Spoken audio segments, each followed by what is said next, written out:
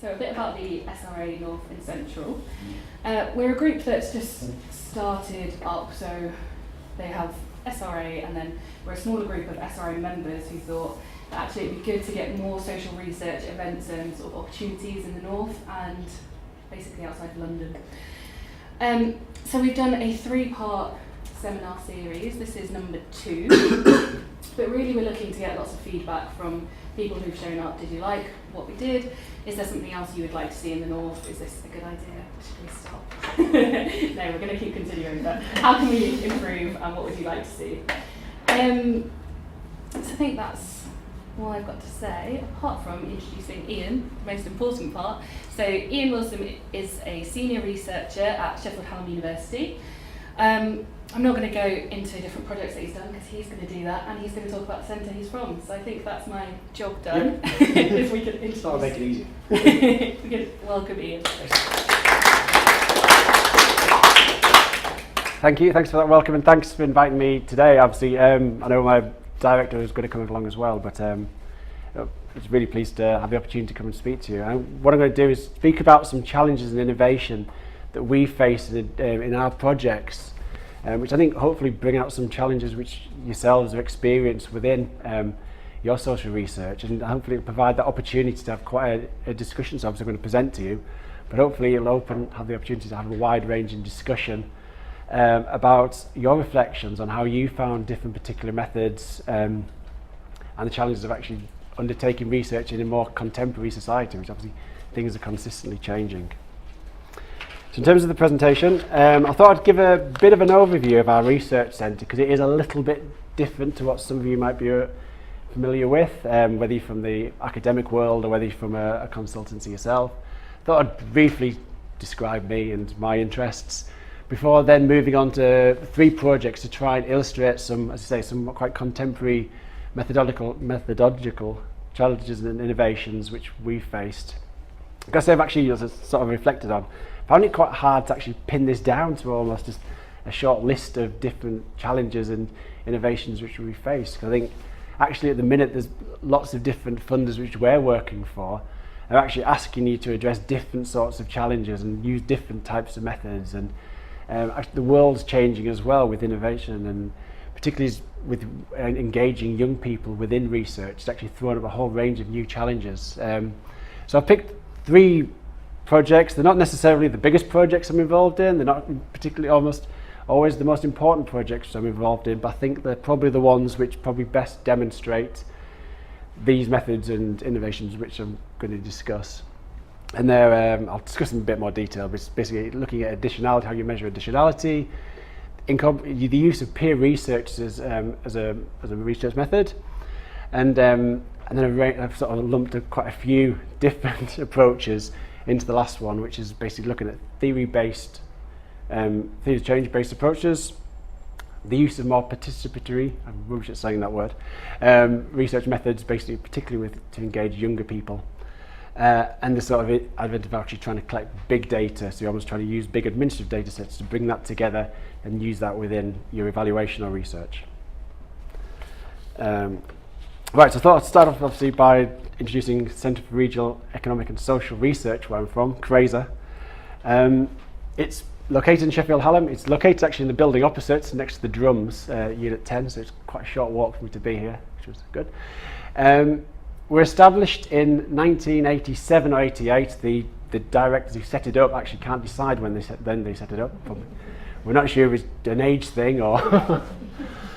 and apparently there's no documentation around from when they did set it up.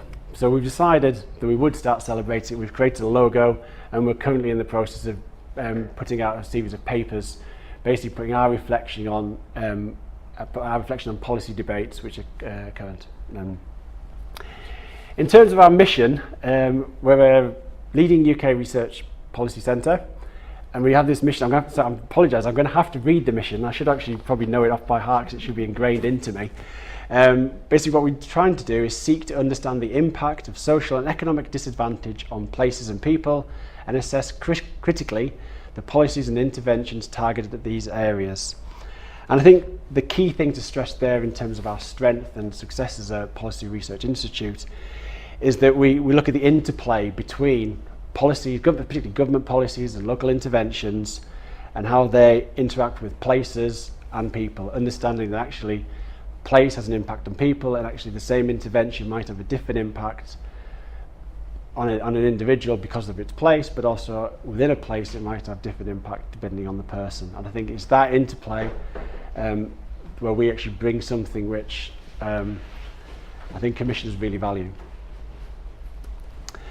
In terms of its strengths, I think what I can say about CRESR, it's evolved. We've obviously got the core in terms of methodological strengths in terms of quantitative and qualitative. And if every project we do is mixed methods, and obviously we've advanced more in terms of just moving with the trends in terms of increasing amount of work which involves economic analysis and evaluation, especially the sort of valuation side of it, and the use of GIS. When we started out back in the late 80s, it was predominantly, our work was predominantly focused around housing, labour markets and regional and economic development and regeneration as it was. Whether it'll come back, I don't know. Hopefully it will, because it's quite a interest of mine.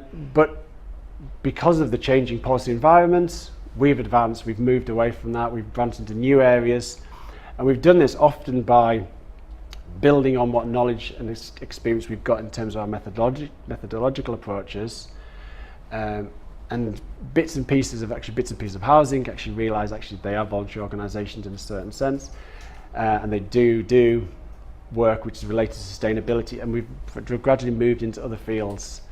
We've also done it by obviously strategic employment. In strategic posts, we've actually employed people to come in to strengthen our areas, these new areas. So I guess a new strengths, and quite a lot of our work now lies in the sort of voluntary community sector work. Environmental sustainability has become increasingly important recently, and I guess work with particularly vulnerable groups and people with multiple complex needs. I think that's something that's really come on in the last 10 years. Realising actually as mainstream services aren't dealing well with people who are either, for example, furthest from the labour market, have got multiple complex needs, and actually need particular types of interventions to help people. You can't just rely on the mainstream. I thought I'd just reflect on our business model, because it's slightly different, as I say. There's 28 of us in CRESR. We all sit in one office. We are all friends and friendly. We just had a cake bake today for Macmillan. It was all friendly. No one poisoned anyone, which was good. We're on research-only contracts, which mean we don't teach, though we occasionally do guest lectures, which is predominantly so we can dedicate our time to contract income, because it's the next side of it. It's because we're totally self-funding. But the expectation is that we cover our staff costs and our own costs, which means we have an income target of approximately £1.8 million per year, which we meet through QR, which for the academic community will know it's like money you get back from REF. Research Council funding, so that's JRF, SRC, organisations like that. But the big chunk of it really is contract income, which we earn from a whole range of clients, and then these sort of changed over the years quite a lot. So government departments and agencies, for example, the big lottery is a big funder at the minute. Local authorities, charities, foundations, international organisation, and the private sector probably less so. Income on government departments has probably changed, obviously, as their attitudes towards research has changed, and I presume quite a few of you are aware of that. Though you go back to when I started in the 90s, obviously there was very much a mantra around evidence-based policy, and actually most projects had research assigned to them, most intervention has research assigned to them. You move towards the more the coalition years, and that's dying away a little bit, and then you get to present day where I think we've got my one or two projects with government departments. There's an expectation that we all enter the REF, so that we are academically writing as well as winning contracts, and I think we're quite strong in the REF generally because we have this quite virtuous cycle model where we do the project work, from that we create academic outputs, and with that we can also demonstrate impact, particularly sort of policy related research, where you often For example, I worked on the direct payment demonstration projects, which was a key element of universal credit. So as part of that research, obviously we're influencing the design of universal credit. And on the back of that, you write an academic paper. You can obviously imagine that for a ref score, you're ticking boxes in terms of numbers of papers, but also your impact score is quite good. That's, I guess, more for the academic audience side of the audience. I realise people have formed consultancies. So me, I'd sort of briefly describe me. So I'm a research fellow, been at CRESR 13 years, the only place I've ever worked. So in some extent, my experience is a bit limited to actually just saying what our centre's like and positive for its model. I coordinate the social and economic regeneration team, so that's particularly work around labour markets, regeneration as it was, and include the voluntary community sector work. And do the seminar series, so please come along to our seminar series if you're ever in Sheffield. I'm an economist, which I've said, but apologise because I never know how that goes down with audiences. Some people think, brilliant, that's just what we need, and other people think, oh my, we don't want him, he's going to show us equations and stuff I don't understand, which I don't know, hopefully won't be the case. So I said, hopefully in my defence, I'd like to classify myself as somebody who's quite pragmatic and a bit of a realistic, I'd say realist, an applied economist. So I try and make the best of what we can with it in front of us, try and apply economic principles, but I do have quite a big understanding and appreciation for other methods, particularly, obviously, majority of my work is around quantitative work, but I'm really interested in the sort of more engaging qualitative methods, which are particularly becoming more and more important nowadays. And I think, so we'll hopefully demonstrate these in a bit. As I say, my interest is really around evaluation methods, labour markets, housing and urban regeneration, but because of my interest in evaluation, I get involved with a whole range of projects, as you'll probably see in a minute. Right. Now moving on to the projects of innovation. So I say I've chosen 3 broad projects. What I thought I'd do is give a brief introduction to the project, which is going to be a whistle stop. Probably not going to give you too much information because it would take the whole presentation up. Give a brief summary of the research method, which is again quite constrained because I just want to get through in time, and then almost raise the particular challenge which I'd like to discuss.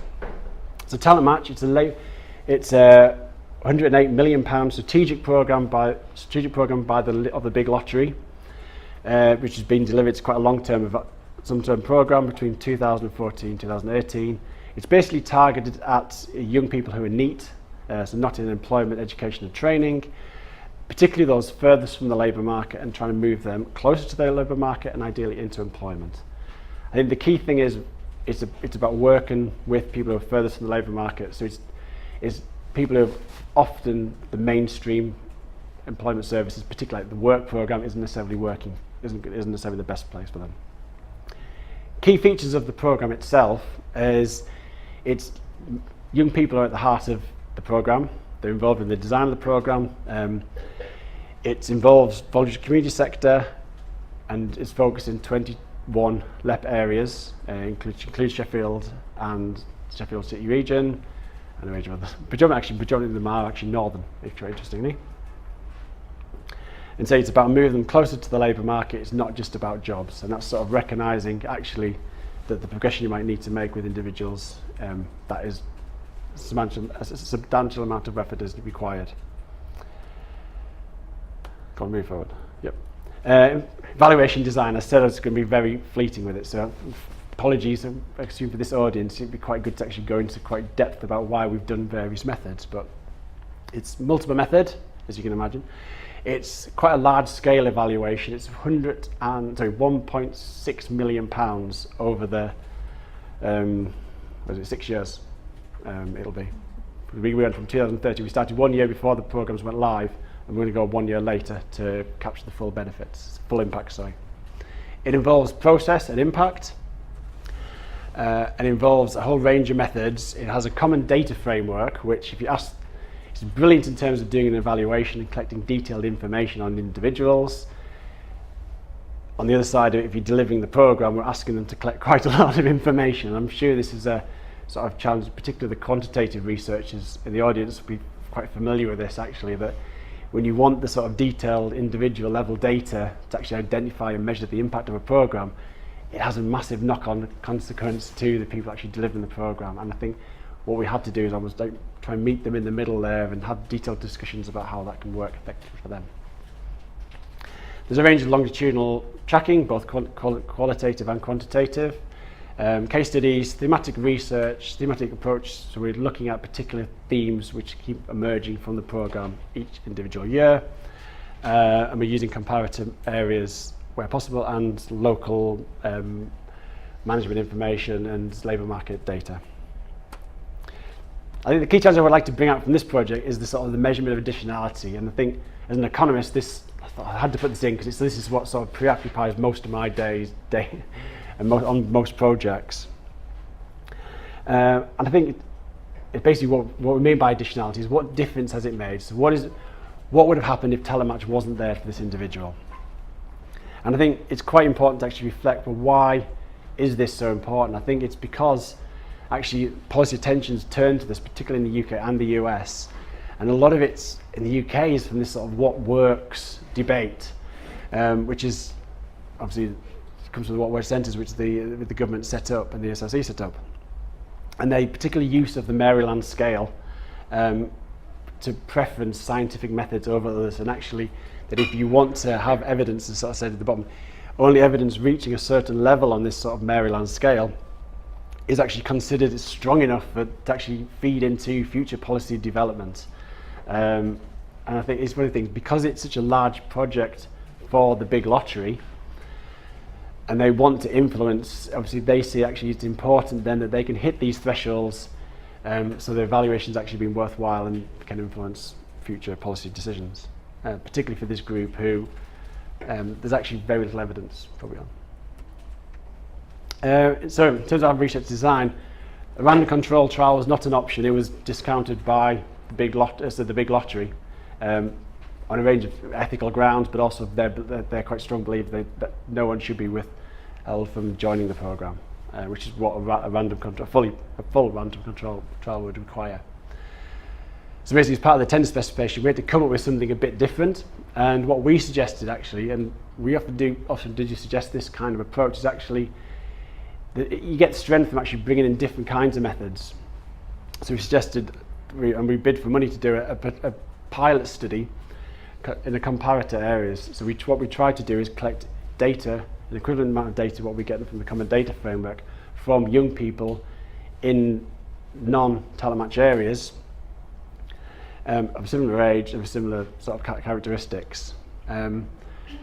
It's actually quite, you can talk for quite a long time just about actually this comparator survey, because I think it ranges a whole range of different methodological issues that actually, although we're able to access, we wanted 200 young people in each the two areas, although we were able to access the 200 young people in the first instance, took quite a lot of effort.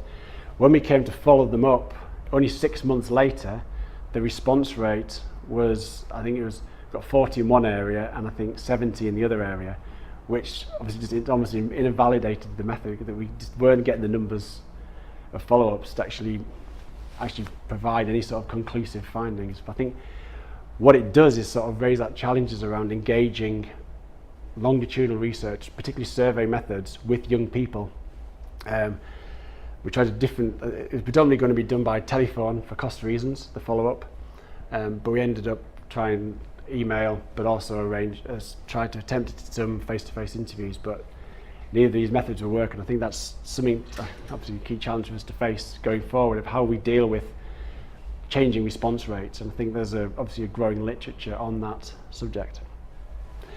We've used the labour force survey, so we've accessed special licensed data to identify with propensity score matching and match comparator, and done a differences analysis on certain key variables which we can get from the labour force service. That's actually quite strong and scores quite highly on the Maryland scale.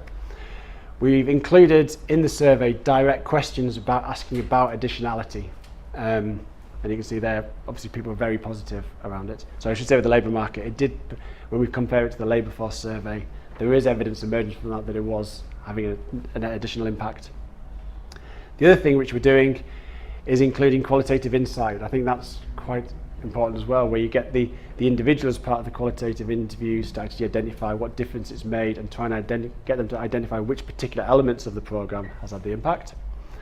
So I get to try to understand that sort of black box. Sorry, just a quick question. When you asked them about additionality, was that face-to-face? In terms of, it wasn't a direct question, it was what difference has Talent Match made compared to if you hadn't been on the Talent Match programme? In terms of achieving, that was the people who achieved an employment outcome. I only asked that question because I've tried it before, a question similar to that, over the phone, and it's taken quite a bit to get them to understand the question. Yes. What that actually meant. So I was wondering how you found that.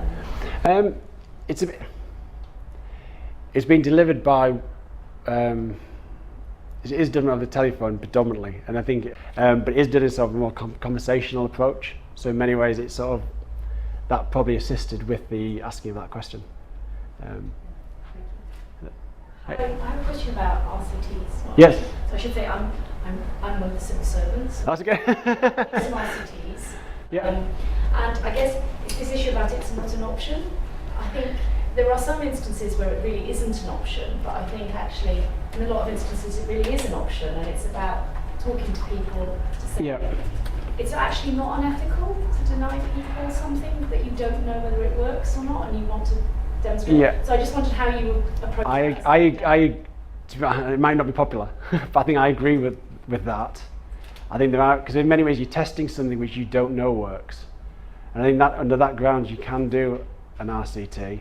This is more of the belief that the big lottery did not believe it was in their mantra that they would do something which would be an RCT. They didn't explicitly use the ethical. They didn't say they didn't think it was unethical. They just said we don't believe that it's fair to withhold the delivery of this interventions. People in other areas, and if they want to go back to government and say this is great, we need the funding for it to be national. It was just interesting about that. Yeah, no, I think it is interesting. I think with you, I've had exactly the same with Big Lottery and other projects. It's something that I just don't think they agree with it. I think the other side of it is it throws, which is it's sort of a hidden thing about RCT, is actually what the implications are for the resourcing of the project then, and actually the implications then for the delivery organisations as gatekeepers of actually, well, who gets the project and who doesn't get the project. And I think it's, because I just actually, when you're doing an evaluation, it's actually probably simpler to do an RCT. For us to actually do the evaluation, it's cheaper, because we're not having to go around collecting these other pieces of information. But it does put a lot more expense on the whoever's delivering the project themselves. So yes, I would agree with that, but I think they do have this belief that they don't want to do an RCT, and I think so it's unfair to withhold. Can I just ask a related? Do you think Big Lottery have the assumption that this project is going to be successful? I presume they do have that. So their sense of denying is on the basis that they're assuming already that it is successful. I don't think it was. I think if anyone's you work for Big Lottery, a lot of their programs are around the sort of test and learn sort of experience. Actually, when they do a project, it's a case of they don't always expect everything to work. So I wouldn't say they have faith in the original. They have faith in. I think they have faith it's going to work. Mentally change it rather than some of the pilots where you might do an RCT are more like, does this idea even work or not? Yeah. So I think there's an idea that it would work. Assumptions, maybe. Yeah, I think it's more to do with the fact just their ethical view as opposed to probably the ethics. Does that make sense? Presumably it's also possible there is some evidence behind this, that it's not just either assumptions or this is tricky because there is one of these ones where the project's bidded for something on the grounds that you can do something different that's not been done before. There's always that question then, well, when you look at actually what they've done, is that really, yeah. But there's still then the question is, why do you need to assess additionality? Because you know it works, so just do a process evaluation. Well, that everything's been tested. Debate. It is an interesting debate, and I think each one of these things is one. Each one of these things could almost be a subject on its own. Has anyone else got a question about additionality, or should I move on to the? Is it an easier one? Can I make a comment about what you were saying about longitudinal one? Yes. And I've done longitudinal qualitative prisoners who were very mobile and all over the place. And the amount of time and resources and effort of basically chasing people around the country was vast. Yeah. But we did get a high follow-up response That's rate. good. And I think it is that personal connection with people that they can see who you are, you've explained what it's all about, that does make a difference, and the fact that you are going to the nth degree to try and find them again. I think this was done by a survey company. It was quantitative. Sorry, it was done by a survey company. So in many ways, you do get that sense of, although they'll try and use the same person to go back to them, it might not be the same person. They've probably not had that level of engagement which you'll have had as part of a first interview. It'll have been completing a questionnaire in many ways they found people a whole range of different ways. One of them was hanging outside of job centres. So it might have been quite an informal in first engagement, which then might have affected the likelihood of. One of the problems they had was just actually having a contact number and things like that, the frequency which people change numbers. So if your first engagement is not at someone's home, you don't necessarily have proof of where they live, and also they give you a phone number. It might not be the right phone number. It might be the right phone number then, but then it might change 1 week, 2 weeks, 4 months later. And it is interesting. I think on the back of this project, on future projects, they've actually reworked their assumptions of actually what they'll be able to achieve with, if it was this particular like a similar sort of cohort. Okay. Second one is the local evaluation of ageing better in Sheffield. So, project at home. In brief, it's a project. It's a 6-year, £6 million investment by the Big Lottery Fund again. We don't just work for the Big Lottery, by the way. I should point that. I just realised that both projects. It's led by the South Yorkshire Housing Association (SYHA), in partnership with a range of voluntary community sector organisations, the public sector, and older people in the city. And it's targeted at older people. I don't want to offend anyone now. I think they've taken quite a broad definition. I think maybe people who you might move into being old and just setting up that when you do get old, things are going to be better. I'll get out that hall now. 90% are about 50 years or older. Anyway. Oops, sorry. And the key thing about the project is about reducing isolation and loneliness amongst older people. I guess trying to pre-intervention for people who are not old. It's been delivered through 3 basic types of intervention. They can be broadly classified as counselling and therapeutic support, and then basically trying to link people to various different peers, intergenerational groups, transport, or setting up groups. Everything basically falls into them things. I should say the key thing about this project is almost co-production, and peer support is at the heart of it. And I think this is sort of when I come onto the methods is the key thing which I want to talk about. So this is quite one of these interesting projects where, as an evaluator, we were written into the partnership from the beginning. So we didn't have to bid for this piece of work. Actually, we just went in with South Yorkshire Housing Association as part of the bid to the Big Lottery. So it involved us, South Yorkshire Housing, and the wider partnership with the voluntary community sectors, some commissioned delivery partners, and older people. In terms of methods, again, mixed methods, personal methods.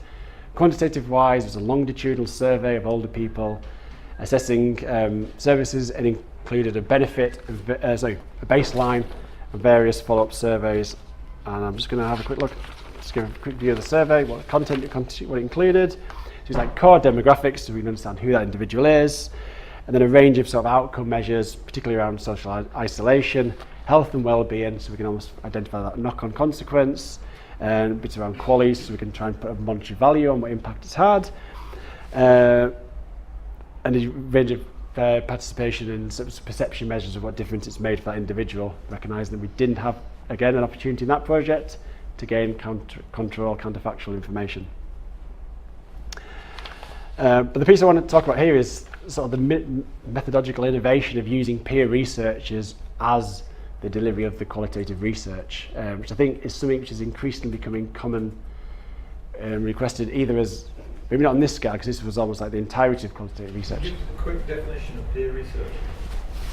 Right, it should be someone who is similar to the participant who you're interviewing.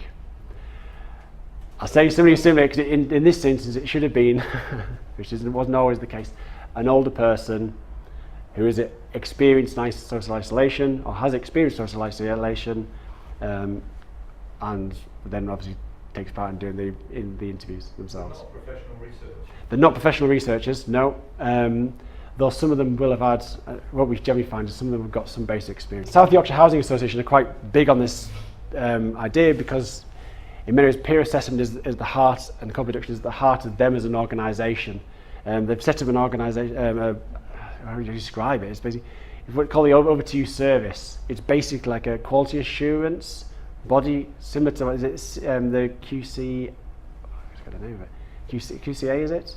You know, the quality standards agency. I think it's called, yeah. But it uses, so it's peers, so people who would actually be basically service users would go in and then judge the quality of a particular particularly health and social care service. In terms of how we did it, South Yorkshire Housing Association recruited the peer researchers, and then we delivered a programme of support from our experienced qualitative researchers, which wasn't me. It basically included an induction, which basically the key thing there is to stress the clarity about the expectations, the roles and responsibilities of the individual as a peer researcher, South Yorkshire Housing Association, and SHU. And it's important to get that across, SHU, Sheffield Hallam University, to avoid the dropout rate, which was probably high, as you imagine, quite high. Doing the DBS checks, that the person is safe to interview people, particularly because it's lonely and vulnerable people, and you want to do some of these interviews in homes. Then there's a range of like practical research training sessions where you basically, in basically 2 days or 2 afternoons, teaching someone to do qualitative research, and then being involved in co-production of the analysis, reporting, and dissemination. Who are the peer researchers? I think the people who have an interest in the subject area, or expertise in the subject area, and the research process. So some of them did actually have research backgrounds, maybe retired researchers, but not many. The majority were other people. The people who wanted new skills, to be part of a project, to do something basically, and to work with new people. And it's people who had either experienced the project and then actually they enjoyed it, actually wanted to give something back, so that basically wanted the social good of doing something good.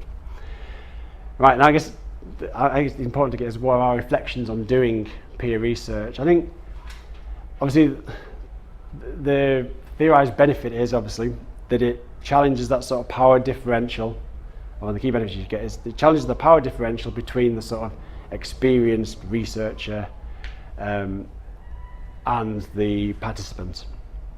And therefore it should lead to more openness and more insightful comments coming back and better research. I think our reflections on that is probably unclear.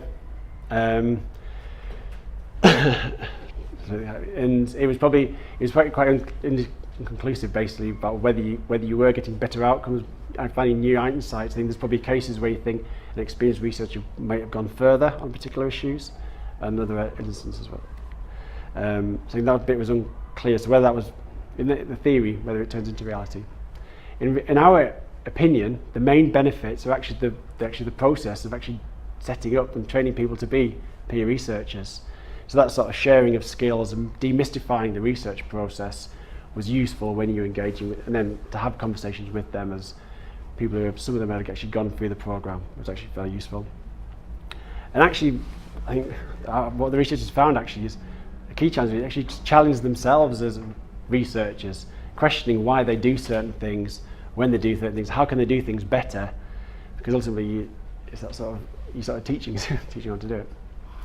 In terms of challenges, it takes a lot of time and resource. I think it may be cynical about where we asked to do it because it was maybe cheap, I don't know, but ultimately it's not. It takes a lot of time and resource to actually manage and support the process. It's important to make it valuable for everyone involved. That's for us as evaluators, that you've got to make it sure that you're getting the right data back, but also you've got to make it sure that actually it's valuable and meaningful for them. And I think a key bit of this is actually involving in, or giving them skills to actually do the interviews, but actually involving them in the analysis and the write-up and the dissemination. I think that's quite a tricky bit to manage, but I think it's very important that you make sure it's valuable, because if not, the peer researchers will drop out and you won't get the full benefits. Can I just ask again? Yep. So I mean, my understanding is that peer researchers are quite often used to access sort of perhaps harder or less trusting groups, say for instance sex work or something like that. Whereas this is not necessarily quite such a sort of group. Yeah. And I was just wondering how you found it. I mean, sort of what attrition rates you had with the actual peer researchers themselves, and also sort of whether there was any, because I think one of the things is sometimes with peer research is that you can kind of compound the sort of, should I say, cultural bias of, you're not necessarily asking, or you're compounding some of the sort of stereotypical views that somebody may have, and that can actually, and I don't know how you handled that in terms of at the beginning of the process, if that makes sense, trying to push people. No, I think taking your first point about how this example fits to other examples, and that's why I was want to be quite clear when we said the potential benefits, that you get the openness because you've got someone, you get rid of that sort of power differential. Whether it was just this case, actually the researchers sort of felt that they could get probably equivalent level of data and potentially in some areas gone further, just because of that sort of built-up experience of being a researcher for God knows how many years, as opposed to learning the skill in 2 afternoons.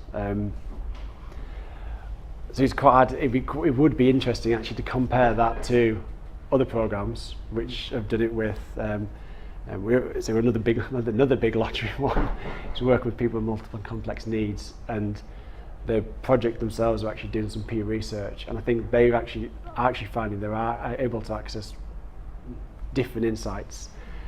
Whether it just is compounding is another interesting one, isn't it? And I guess that's quite interesting one, how you even evaluate that, isn't it? Because you said, well, I know if you put a qualified researcher in there, you get this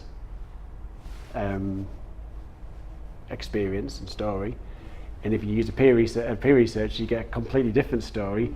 It's almost then, well, which one's the truth? Is there a truth? We go around circles here, can't we? They might both be the truth. They both might be. But they might be coming from different angles, and it just kind of was interested in sort of in terms of actually what Big Lottery were interested in. I'm assuming they wanted a particular angle, and maybe I don't know. This is I didn't go into the explanation. This is a local evaluation. So there's they do like a national evaluation, and the local evaluation is almost just feeding the local partnership with information that it might need to either improve its services, or in some other local evaluations we're doing is to help it provide its sustainability. Like a whole number of different BCS organisations. Yes, it's basically the organisations involved. So South Yorkshire Housing Association basically wanted to learn about how it delivers services to older people. Its services to older people. So Can I just ask how they recorded the information? So do you rely on them taking notes themselves? No, it's we're given the digital recorders, and then there's an expectation they transcribe it afterwards. I think that is just some of the learning experience. Obviously, as a fully qualified interviewer will know that actually the resource that needs to go into transcription, there wasn't the fully appreciation, I think, on the behalf of the peer research actually to what demands that would put on them. And I think what it did lead to is obviously delays in when you get the results out, and maybe dropouts when you've actually done some interviews. So I don't know. Who wants to go? So a lot of hairs are at exactly the same moment then. To what extent were the peer research actually shaping the research, and to what extent were they just gathering the data? It was co-designed.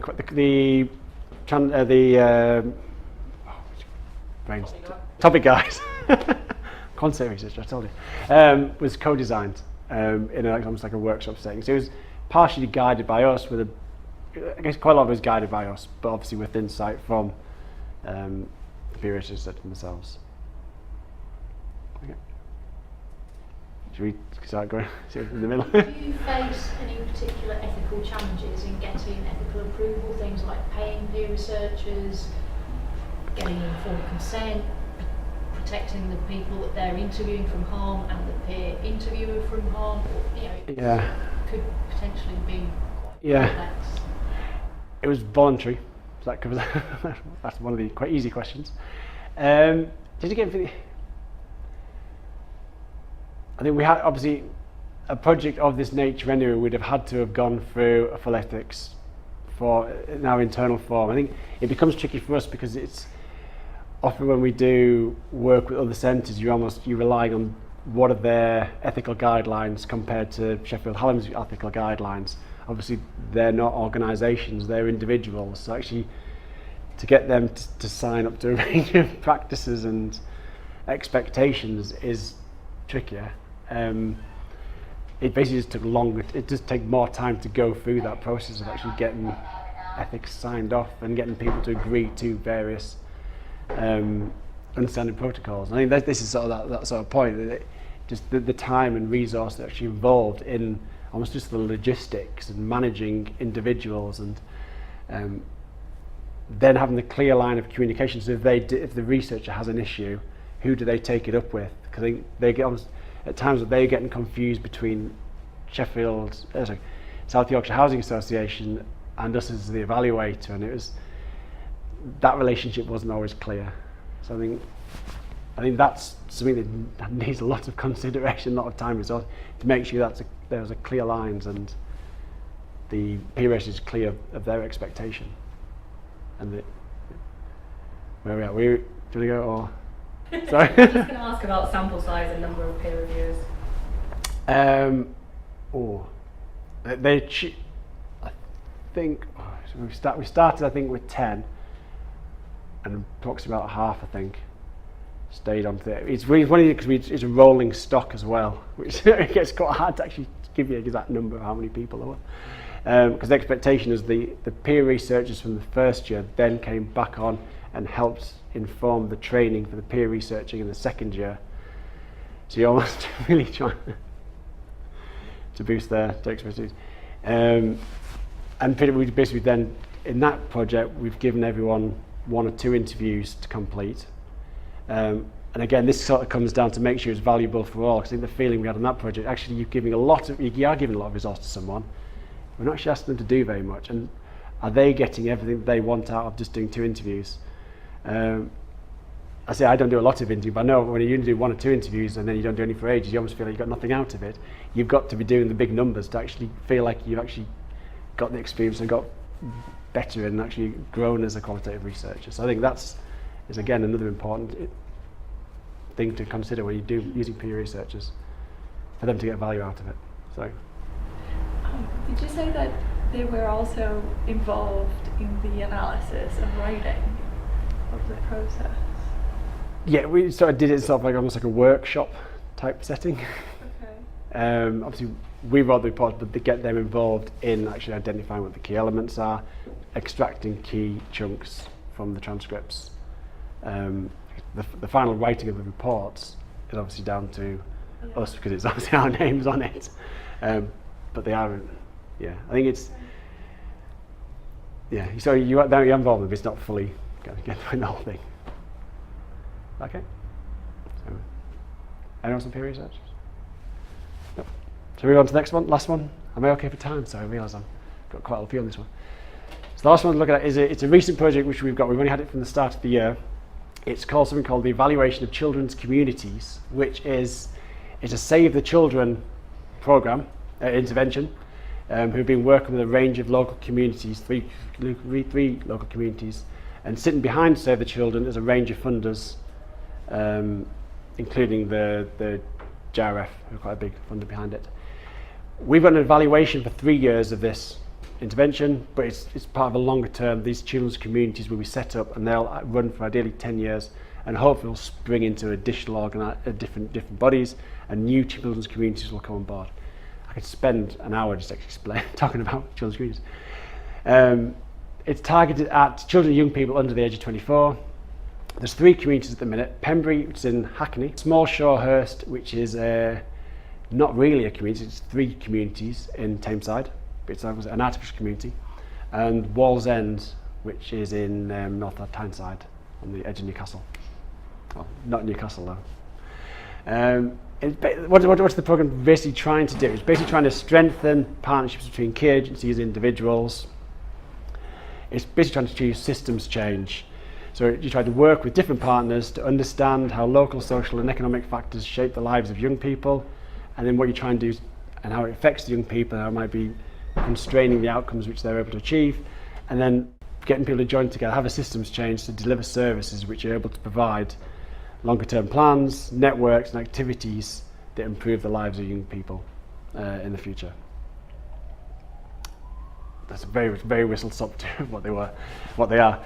First strands of research, there's a theory of change element, which again, this is like an element which has become more and more common in people's research. And I'm sure a lot of you have never really heard of theories of change 10, 15 years ago to now it's every single piece of research you look at has got one. Process evaluation side, which again relates to the theory of change, impact evaluation, and then there's a package of evaluation support and providing continuous learning. So the first bit I wanted to talk about was the sort of theories of change. And basically because the children's communities themselves are about creating systems that change and overcoming disadvantage, what we felt we needed to do was have an element of looking at how change occurs in the system to actually understand and articulate what the workings of the system are and what impact it's had. You basically had to build quite a systems level model to understand that change. And what we thought actually involves basically looking at 3 different systems levels. So basically you can't just have one theory of change, you've got to understand how change is happening at 3 different systems. And this is an example of what we did for the Wall's End one, that there's almost like there's the local area system, which is basically structures and relationships between organisations and public bodies and how they operate and how that needs to change. There's the organisational level, so that's within actually organisations, how their attitudes and how their relationship with other organisations and their relationship to organisations changes. And then there's the sort of the beneficiary level. And actually what you need to do is you need to understand change in all 3 of those different systems to understand the overall impact of this, of the children's communities. So you can't just basically, you can't really just look at individual outcomes because that won't really tell you if the individual system, the overall system has changed. You can't just look at how organisations change because it won't tell you if the whole system's changed. You can't just look at the top level. Another challenge within this is the sort of, well, how do you measure this sort of systems change? I think a lot of people are talking about it nowadays and everyone's sort of doing it, particularly in local government, where obviously budgets are getting more and more constrained. So it's almost, well, how can we do something different to get better outcomes for ultimately often less money, but also it's by joining up services a bit more. So within this sort of systems level change approach, we've tried to identify, well, what are the key sort of markers of whether you're achieving it. And I think we sort of came up with a sort of list down the side, built out of working with the 3 children's communities to understand how they see their change process happening. So within that we sort of, and I thought one for this hour down the side is almost like when you'd expect to see change in these different measures, indicators, whatever you want to call them. So it's sort of like initially sort of collaboration between different organisations, particularly around particular interventions. They'll coordinate action, again more likely around interventions as opposed to actually changing how they work all the time. Then capacity will start to increase, institutional structures will change as organisations start working more closely together. Accountability will change more from just we're accountable for this one project. We'll take it more to actually, we'll have a joint accountability for actually delivering the system, not just we'll have accountability for education or health.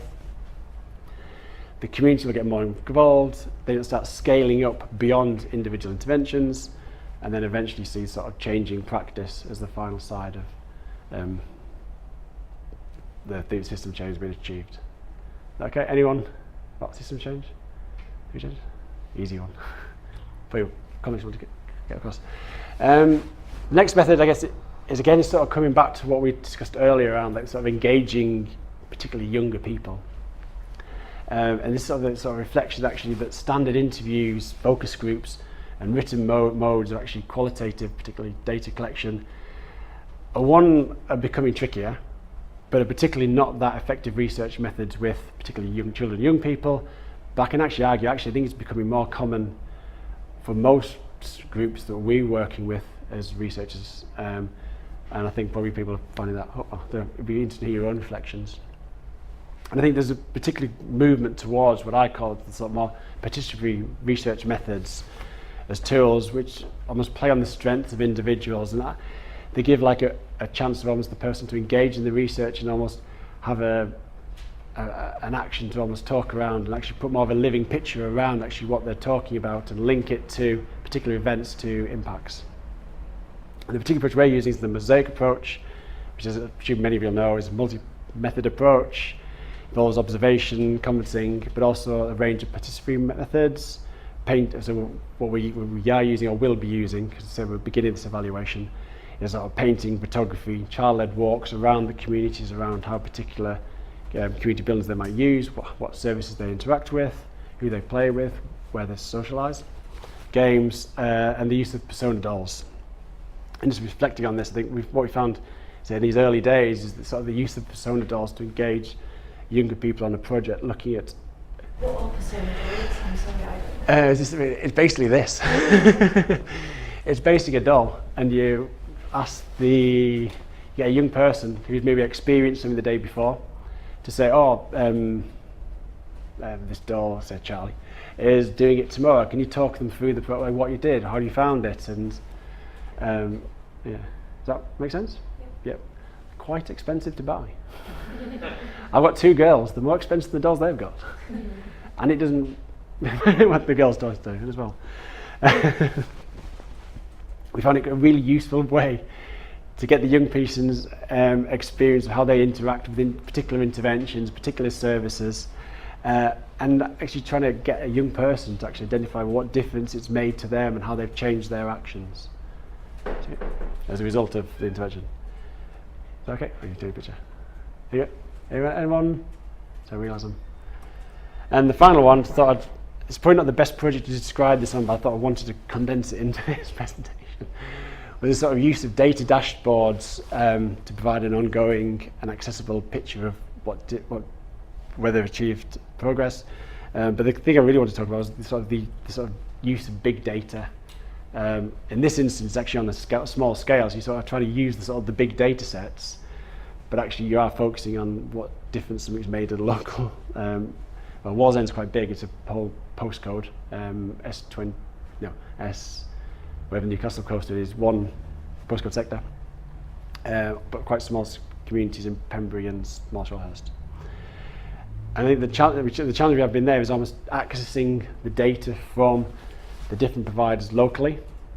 So that's education, health, and linking that to the project management or beneficiary data which we're collecting as part of the evaluation. And I think what I basically wanted to draw was actually some lessons in terms of gathering big data that we've had in terms of, I think the key thing is always start early and be persistent in terms of accessing data.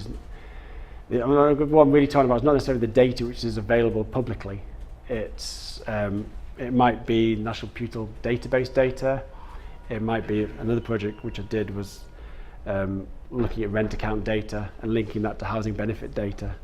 And it's the sort of the challenges of you've got to be persistent to actually get access to that data. You've got to identify the right people. You've got to identify the stakeholders and have the bodies behind you, I guess, to almost force through something happening. So in the children's community example, on the strategic boards of the children's communities, there's representatives from education, health. It's often somebody fairly senior in that department in the local authority or whatever body it is, working through them to get access to the data. Don't just try and go straight to where they think the data source is, because ultimately that person will probably knock you straight back, so it's almost got to go up and around to get there. Ensure that you've got the data sharing agreements, permissions in place first. I think that's been quite a key thing we've done with the children's communities, is make sure they've got the right wording at the end of any sort of interaction they're having with a beneficiary. And you make sure you've got the data sharing agreements in place between the different organisations, so whether it's with education, health, or there's a good example which I'm not showing you today, with landlords, with housing benefit departments at local authorities, to ensure that they'll be able to share the data. I guess the biggest thing is almost just being clear about what you're requesting. You have to be quite specific in terms of, and then almost explain the benefits of what it will bring. And I think the key thing there is particularly when it's in, because I think the key thing you want to get is that sort of individual level data, which can obviously be the hardest to get. But I think our experience of doing evaluation is actually that you need that sort of individual level data, because area level data, there's almost too much noise in it to actually identify what the impact of something which is often targeted, even though it's targeted in an area, it might only touch 20% of the population. So therefore within aggregate data it sort of gets lost. So you need that sort of individual level data to show what the impact is made, particularly in the long and short and medium term. You might get a bigger impact in the long term. But almost getting that, translating that through to whoever the data controller is, so they understand actually the reasons why you need that data and why they should engage with you in the first place. So how successful have you been with that? Obviously it's loads of legal. This one's a bit tricky because we're sort of in the process of it, and this is why I sort of wanted to, rather than bringing another project in, have the time. It should be, at the minute it looks like it's going to be positive because we've got quite good routes to come in and over, and through key stakeholders.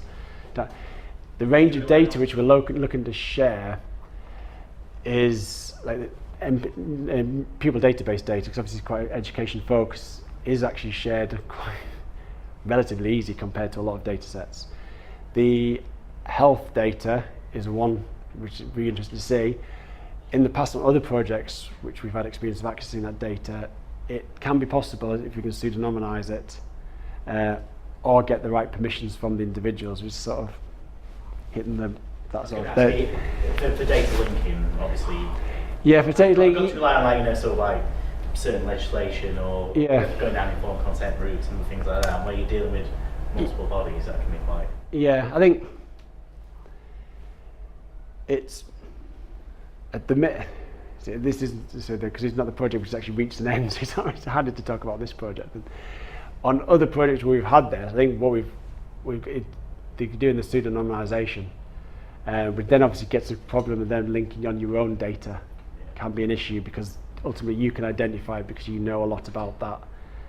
You've given them that data, so you know who that person is.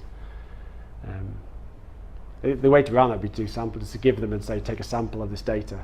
Then you have less potential impact to identify who that is. Anyone else? Is that okay? I've reached the end of the project I was going to look at, so say thank you. But also, I guess whether anyone's ever reflected any points which we've raised earlier on, or any other research questions and challenges which they've faced. Because there's a whole host which I wanted to actually, you feel like, the opportunity to discuss, but it's almost like focusing it down to however long it's taken. It's not too long. Thank you. Very thought-provoking, a lot of different projects to get through. Is there anyone who's got any comments or questions for Ian or discussion points for the rest of the group? Just to clarify the data dashboard, you're using individual level data, so it won't be presented as information reflecting back to an individual, stuff about themselves in relation to their local area, or why do you need individual? It won't be presented at an individual level. It'll be presented at an aggregate level, but it'll be allowed subgroup analysis.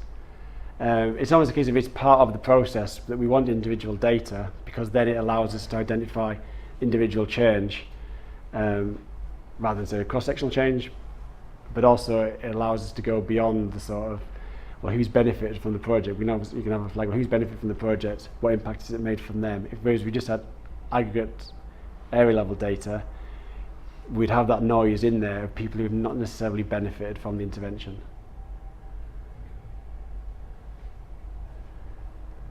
Which in short, medium term in projects means you often can get something which looks a bit spurious or looks like there's no effect, but actually... Are you using that individual level data then to analyse the direct effect on some individuals, a group of individuals? People who have benefited from particular interventions. I think it's sort of trying to, in terms of the whole, trying to explain the whole project. You're trying to show the system's change. You achieve that system's change being achieved through a series of individual projects. So we want to show is that the impact of these the cumulative build-up of different projects which people might have been involved in. Whereas the system's change in reality won't be achieved for quite way down the line, and at that point we probably expect to see the more area level change. But it's almost trying as part of providing that ongoing picture. If that makes sense. I don't think I quite understand it, but never mind. Yeah.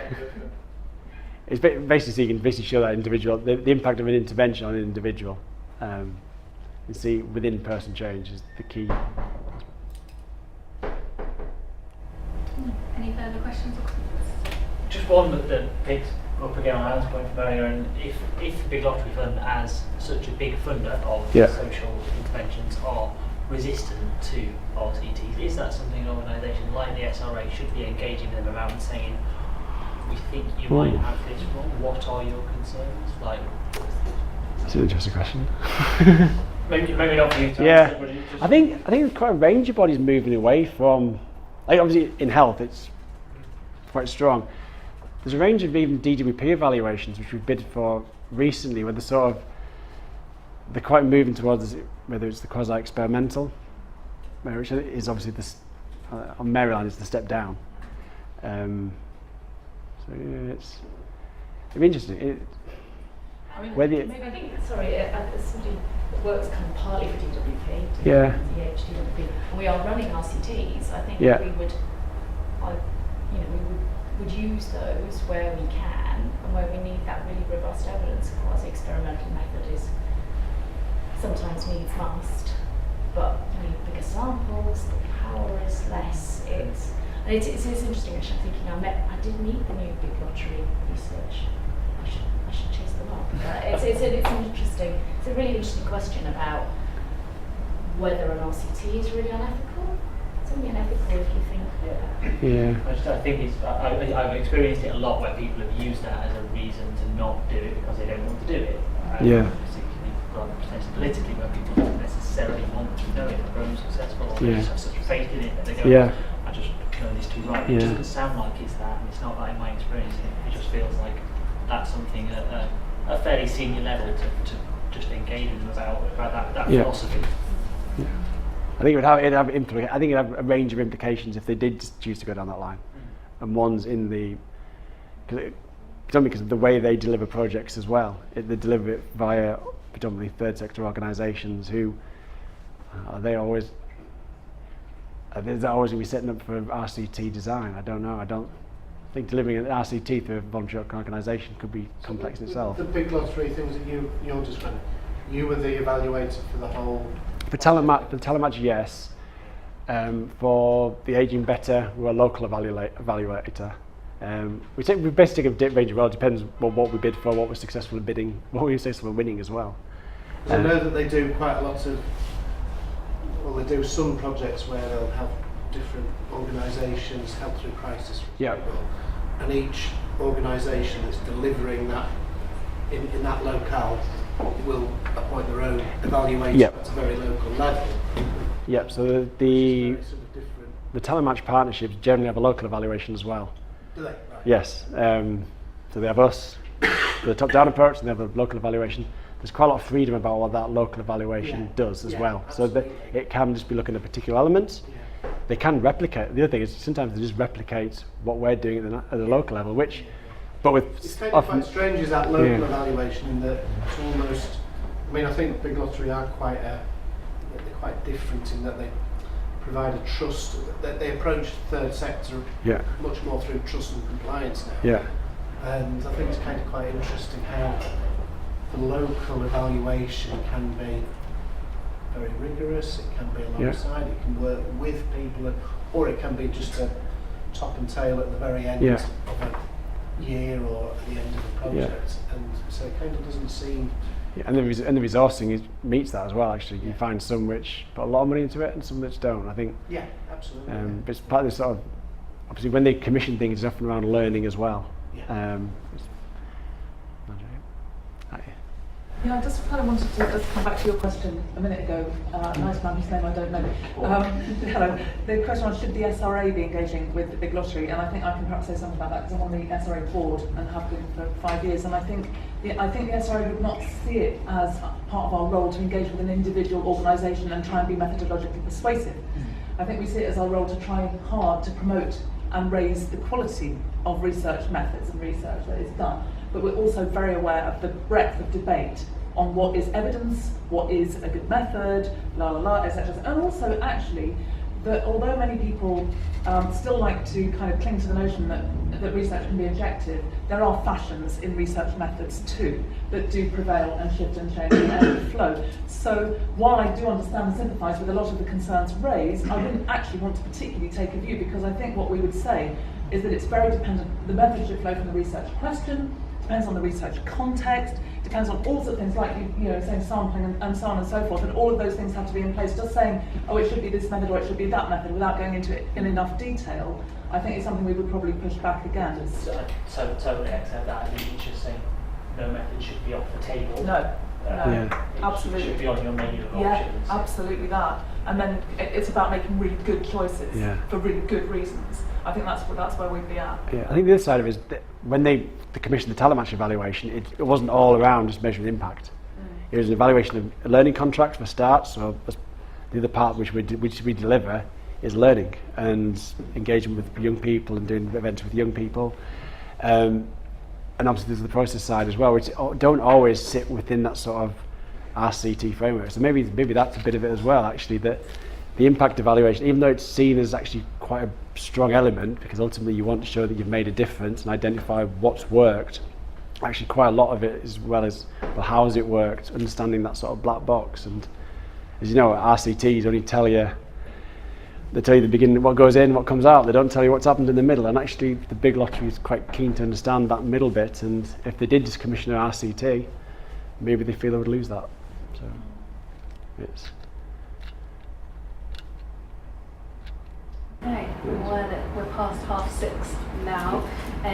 Me and Vicky will be here for a few minutes or so. If you've got any comments about the SRA North and Central Group, Thursday hasn't signed it. And Ian will also be here for 5-10 minutes if you have any direct questions to him. Thank you all for coming today. Is there anything else to say? No, I think that's it. Thank you very much. Thank you.